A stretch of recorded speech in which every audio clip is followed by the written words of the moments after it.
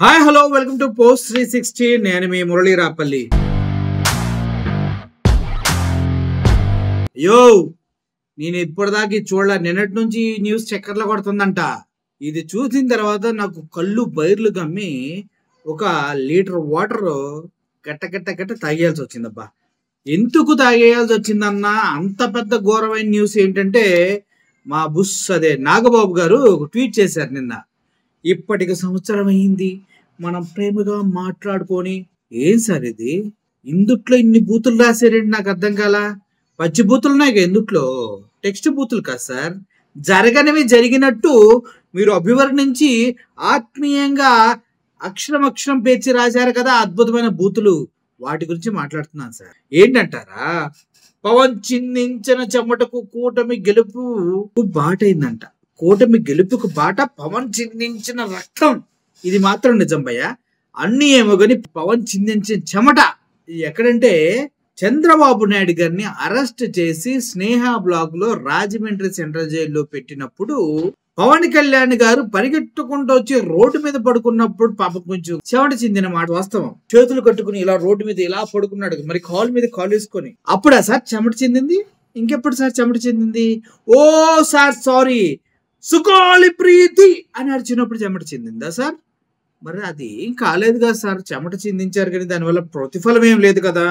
ఓ లేకపోతే నిఘా వర్గాల సమాచారం ఉంది, 32,000 మంది తప్పిపోయారు, మేము వస్తే తీసుకొస్తామని చెప్పాడు, అప్పుడు చిందిందా సార్ చెమట?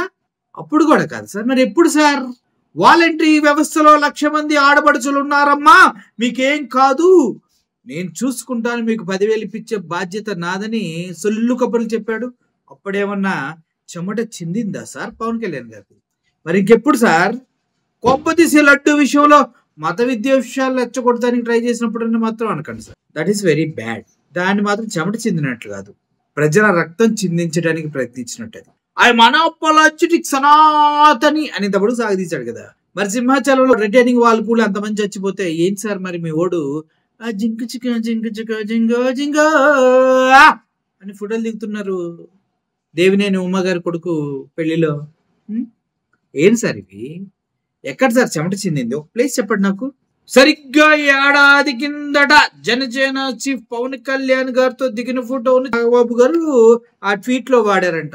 తల ఇలా సరి చేస్తూ ఉన్న ఫోటో. అన్యోన్య ప్రేమ. ఎమ్మెల్సీ కావాలి కాబట్టి అప్పటి నుంచే కాకపడతాం స్టార్ట్ చేసినట్టున్నాడు మా నాగబాబుకి. ఎమ్మెల్సీ ఈడి గెలిస్తే గాని నా బతుకు ఒక మార్గం దొరకదు, ఈడి గెలిస్తే అన్నా నాకు ఏదైనా పదవి వస్తుందేమో, లేకపోతే అటు సినిమాలు లేక ఇటు ఆదాయము లేక ఆ జబర్దస్త్లో నవ్వి దొంగ నువ్వులవి కడుపుబ్బా గ్యాస్బామ్ అయింది. కనీసం ఈడన్నా పొలిటీషియన్ అయితే నాకు ఒక పదవి ఇస్తాడేమో అంటే అలాగే జరిగింది. అద్భుతమైన పదవి ఇచ్చాడు, వెరీ గుడ్. ఈ రోజు మన ఇద్దరి మధ్య జరిగినటువంటి సంభాషణ నిజమయ్యింది. ఈవీఎంలతోనా సార్? ఈవీఎంలతో నిజమైందా? Okay, very good. మెన్షన్ చేయాలి సార్, అండర్లైన్ లో మెన్షన్ చేసుకుంటూ వెళ్ళాలి.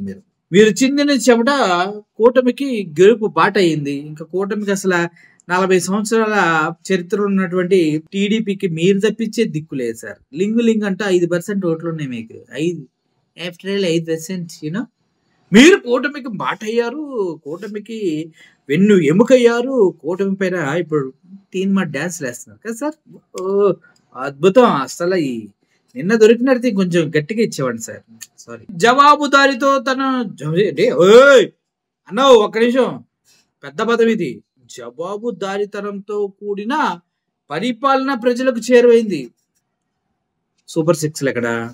జవాబు చెప్పు. ఆడబిడ్డ నిధి ఎక్కడా? జవాబు చెప్పు. ఆరోగ్యశ్రీ ఎక్కడా? జవాబు చెప్పు. అమ్మఒడి ఎక్కడా? జవాబు చెప్పు. రైతు బంధు ఎక్కడా? జవాబు చెప్పు.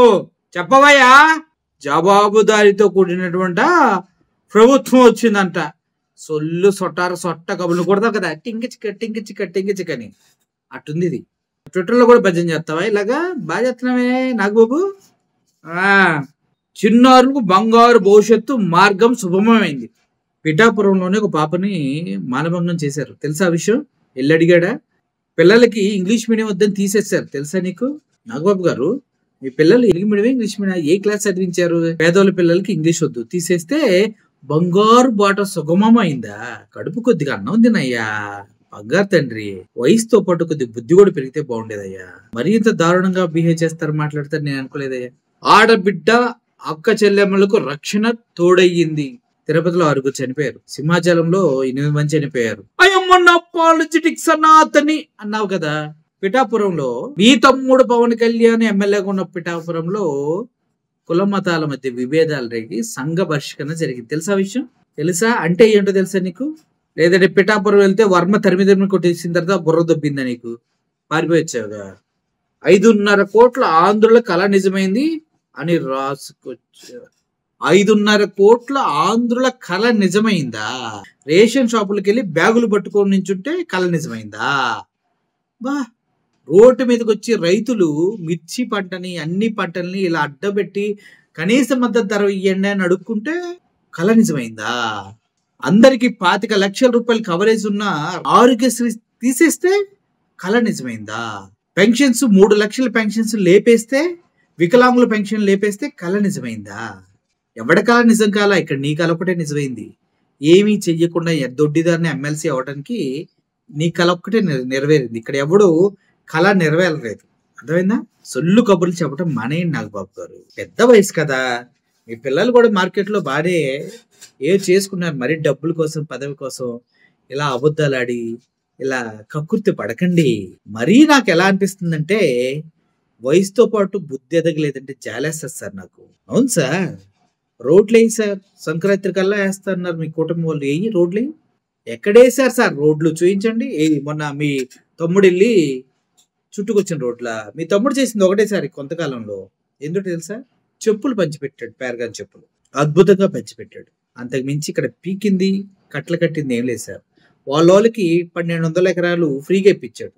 బిజినెస్ లేదు, తొక్కలేదు, అంతే. ఇంకా తొట్టిలు కడతా అని చెప్పి 11,000 కోట్లు దొబ్బేశారు. ఎక్కడ తొట్లు కట్టారు? ఆ తొట్లు మొత్తం ఆన్లైన్లో పెట్టాలని కోరుకుంటున్నాం. ఓకే, సో ఏడాది క్రితం మీరిద్దరు కలిసి కన్నది కల కాదు సార్, కుట్ర. మీరిద్దరు కలిసి చేస్తుంది ప్రజాసేవ కాదు సార్, వ్యాపారం. అర్థమైందా?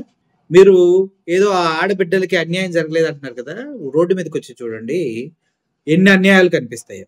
సిగ్గుండాలి సార్ ఇట్లాంటి ట్వీట్లు చేసి ఏం చేయిందని చేసినట్టు చెప్పుకోవడానికి కన్నా కొద్దిగా దేవుడు సిగ్గు పెడితే బాగుండేది సార్. అది పెట్టినందుకు నేను చాలా ఫీల్ అవుతూ ఉన్నాను సార్. 5.5 కోట్ల ఆంధ్రులు ఉమ్మేస్తారు సార్ ఈసారి మొహం మీద. ఆల్రెడీ మీ పిఠాపురంలో ఈ డీసీఎం మాకొద్దని సుప్రీంకోర్టులో కేసు ఫైల్ చేశారట పాపం. దాని గురించి చూసుకోండి సార్ ఒకసారి.